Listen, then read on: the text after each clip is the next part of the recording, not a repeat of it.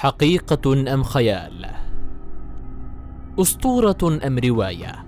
رجلا من الماضي أم من المستقبل؟ وصلنا لعام 2023 ووصلنا للتكنولوجيا الفائقة والحديثة، ووصلنا لتكنولوجيا المحاكاة، ولكن هل وصلنا للسفر عبر الزمن؟ شاهدنا الكثير من الأفلام وقرأنا العديد من الروايات تحكي عن آلة الزمن والسفر عبر الزمن، لكن الغريب هنا أن نقرأها عبر عناوين الأخبار بالجرائد والصحف ويتحدث عنها العالم. هذا ما سنعرفه بالتفصيل عن سر رجلا من توريد. هل هو شبح أم رجلا حقيقيا؟ تبدأ قصة رجل من توريد على وجه التحديد في العديد من المصادر خلال أحد أيام شهر يوليو 1954. كان مطار طوكيو باليابان في ذلك اليوم يعج بالمسافرين.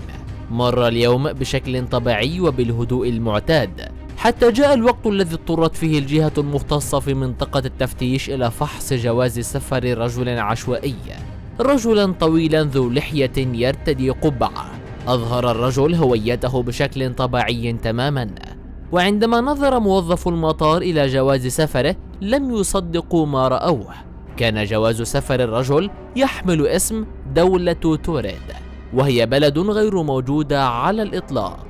اندهش الجميع وتساءلوا فيما بينهم كيف يمكن ذلك؟ هل هي مزحة؟ لكن جواز السفر كان حقيقيا، مما أجبرهم على استدعاء السلطات. جاء الضباط وأخذوا ذلك الغريب إلى غرفة التحقيق، وهناك ازداد الدهشة. لم تأتي الغرابة من السلطات اليابانية فحسب، بل من الرجل من توريد الذي أخبرهم أنه لا يفهم ما يحدث، وادعى أنه من دولة توريد، وهي دولة أوروبية معروفة. فلماذا لم يعرف اليابانيون عن توريد؟ وحتى يؤكد لهم صدق حديثه قدم لهم المزيد من الأدلة. أظهر لهم عملاته المعدنية وأوراقه النقدية الخاصة بدولته المزعومة التي جاء منها. أجاب الرجل من توريد على جميع أسئلة المحققين، وأخبرهم أنه يعمل في إحدى الشركات متعددة الجنسيات منذ 5 سنوات، ويزور اليابان بانتظام، ولم يكن لديه أي مشكلة من قبل على الإطلاق، وكان يتحدث اليابانية بشكل ممتاز، بالإضافة إلى العديد من اللغات الأخرى. كما قدم للسلطات المزيد من الأدلة: رخصة قيادته، وحجز الفندق الذي سيقيم فيه، ودفتر الشيكات، وعقود الشركة التابع لها. اتصلت السلطة اليابانية بالشركة التي قال أنه يعمل بها، وبالفعل كانت الشركة موجودة، لكن لم يكن لديهم أي موظفين بهذا الاسم. ورخصة القيادة كانت سارية، ولكنها صادرة من دولة توريد. الفندق موجود أيضا، لكن ليست هناك أي حجوزات باسم الرجل. أما البنك الذي أصدر دفتر الشيكات فلم يكن له وجودا على الإطلاق. كان الأمر مريبا وغريبا في الوقت ذاته. لم تنتهي قصة الرجل من توريد عند هذا الحد، بل حاول إقناع ضباط المطار بأن توريد موجودة بالفعل. بدا على الرجل أن ادعاءاته ربما تكون صحيحة، وشرع يقص على الضابط كيف أن هذه البلدة موجودة منذ ما يقارب من 1000 عام. وكي يحل الضابط هذه المعضلة، أتى للرجل بخريطة وأمره أن يشير إلى موضع البلد الذي أتى منه. هنا أشار الرجل إلى المنطقة التي تسمى إمارة أندورا، وهذه الإمارة لمن لا يعرفها هي بلدة صغيرة حبيسة تقع جنوبي غرب أوروبا، وتحديدا فرنسا وإسبانيا. بدت على الرجل من توريد ملامح الحيرة حينما لمح على الخريطة أن بلدته التي أتى منها تسمى على الخريطة باسم أندورا.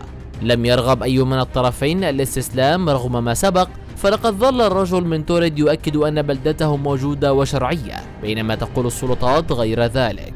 وفي النهاية احتجز الرجل في مبنى المطار لمدة 8 ساعات تقريبا، ثم تم تسليمه إلى مركز الشرطة، حيث قررت السلطات أنه من الأفضل إبقاءه محتجزا لمزيد من التحقيق في القضية.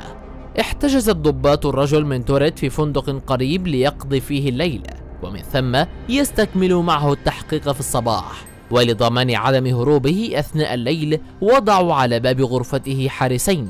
وفي صباح اليوم التالي عندما ذهب الضباط إلى غرفة الرجل أدركوا أنه اختفى ببساطة، ولم تكن هناك أي علامات تدل على هروبه.